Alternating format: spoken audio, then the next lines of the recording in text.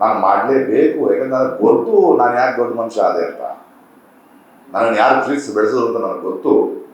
6 ತಿಂಗಳು ಶೂಟಿಂಗ್ ನಿಲ್ಲಿಸ್ಕೊಂಡಿದ್ದೀನಿ, ಪರವಾಗಿಲ್ಲ, ಕುಂತ್ಕೊಂಡು ತಿನ್ನೋಷ್ಟು ದುಡ್ಡು ಕೊಟ್ಟಿದ್ದಾರೆ, ಅದನ್ನಾದ್ರೂ ಒಪ್ಕೋಣ ಜೀವನದಲ್ಲಿ.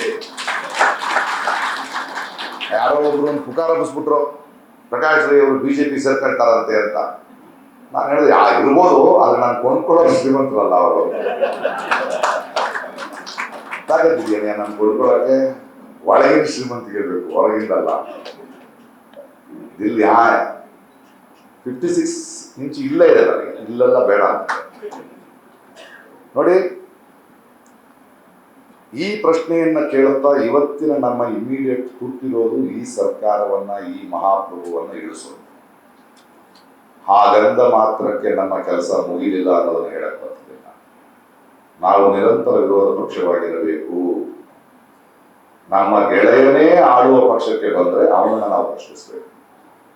ಸೊ ಈ ತರದ ಸಭೆಗಳು, ಈ ತರದ ಒಂದಾಗುವುದು, ನಾವು ಮುಂದಿನ ಬರೋರನ್ನು ಪ್ರಶ್ನಿಸೋಕೆ ಸೇರಿದ್ರೆ ನಮ್ಮ ಕನಸಿನ ಹಿಂದಾಗಲ್ಲ. ಯಾಕೆಂದ್ರೆ ಅಧಿಕಾರ ಅನ್ನೋದು, ಕುರ್ಚಿ ಅನ್ನೋದು ಯಾರನ್ನ ಬೇಕಾದ್ರೆ ಭಯ ಮಾಡ್ಕೊಳ್ಳೋದೆ ಅಲ್ವೇ. ನಾವು ಅವರನ್ನ ಗೆಲ್ಲಿಸುವುದಷ್ಟೇ ಅಲ್ಲ, ಅವರನ್ನು ಕೆಲಸ ಮಾಡಿಸಬೇಕು ನಾವು. ಯಾಕಂದ್ರೆ ಇದು ನಮ್ಮ ಭಾರತ, ನಮ್ಮ ದೇಶ, ನಮ್ಮ ದುಡ್ಡು, ನಮ್ಮ ಮಕ್ಕಳ ಭವಿಷ್ಯ. ಎಲ್ಲಿಯವರೆಗೆ ಈ ದೇಶದ ಬದಲಾವಣೆ ಯಾವ ರಾಜಕೀಯ ಪಕ್ಷದಿಂದನೋ, ಯಾವ ದೊಣ್ಣೆ ನಾಯಕನಿಂದನೋ ಆಗಲ್ಲ. ಬದಲಾವಣೆ ಆಗಬೇಕಾದ್ರೆ ನಮ್ಮಿಂದ ಮಾತ್ರ ಆಗುತ್ತೆ. ಯಾಕಂದ್ರೆ ದುಡ್ಡು ಮಾಡಿಕೊಂಡು ಇದನ್ನ ಮಾಡಿಕೊಂಡು ಹೋಗ್ತಾರೆ ಹೊರತು ನಮ್ಮನ್ನು ಹಿಂಗೆ ಬಿಡ್ತಾರೆ.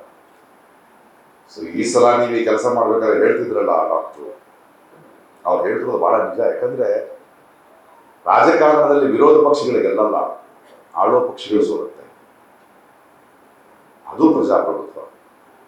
ಯಾಕೆಂದ್ರೆ ಅವ್ರಿಗೊಂದು ಚಾನ್ಸ್ ಕೊಟ್ಟು ಇಳಿತಾರೆ. ನಾವು ಪ್ರತಿ ಸಲ ತಪ್ಪು ಮಾಡ್ತಾ ಇರ್ತೀವಿ, ಒಂದು ನಂಬಿಕೆ ಇರೋರು. ನಾವು ತಪ್ಪು ಮಾಡಿದ್ರು ಓಕೆ, ನಂಬ್ತೀವಿ, ಮತ್ತೆ 5 ವರ್ಷ ಇಳಿಸ್ತೀವಿ ನಾವು. ಬಟ್ ಅವ್ರು ತಪ್ಪು ಮಾಡಂಗಿಲ್ಲ. ಅವ್ರು ತಪ್ಪು ಮಾಡಿಕೊಡ್ದು ಅವ್ರಿಗೆ ಆ ಹಕ್ಕಿಲ್ಲ. ಅವ್ರಿಗೆ ನಮಗೆ ಮಾತ್ರ ಹಕ್ಕಿರೋದು. ನಾವು ಕಲಿತಾ ಹೋಗ್ಬೇಕು. ಆದ್ರಿಂದ ಮುಂದಿನ ದಿನಗಳಲ್ಲೂ ಕೂಡ ನಾವು ಹೀಗೆ ಸೇರ್ತಾ ಹೋಗಬೇಕು. ನ್ಯೂಸ್ ಫಸ್ಟ್, ನಿರ್ಭೀತಿಯಿಂದ ನಿಮ್ಮ ಪರವಾಗಿ.